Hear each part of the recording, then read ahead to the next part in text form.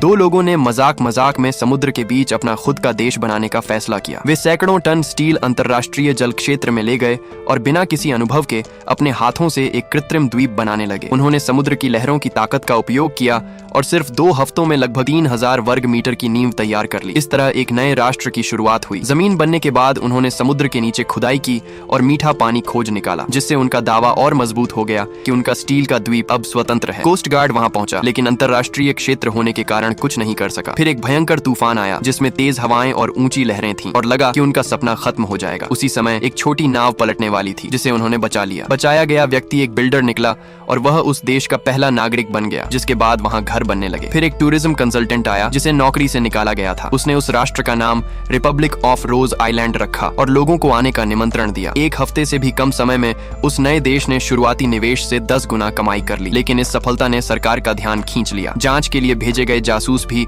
वहां की आजादी देखकर वहीं रहने लगे। जब हजारों लोग अपनी नागरिकता छोड़कर उस द्वीप से जुड़ने लगे तो राष्ट्रपति ने युद्धपोत भेजकर उसे घेर लिया और पैसे, द्वीप और सैन्य धमकियों के प्रस्ताव दिए। नेताओं ने इनकार कर दिया क्योंकि उनका देश पैसे के लिए नहीं बल्कि आजादी के लिए बनाया गया था। लेकिन जब भारी दबाव पड़ा और 20 अरब डॉलर का प्रस्ताव आया तो उन्होंने अंततः समझौता कर लिया और अपने ही द्वीप को विस्फोट से नष्ट कर दिया। वह गणराज्य समुद्र में डूब गया और दुनिया ने समझा कि कभी-कभी सरकारों के लिए सबसे बड़ा खतरा वह जगह होती है जहां लोग सच में स्वतंत्र होते हैं।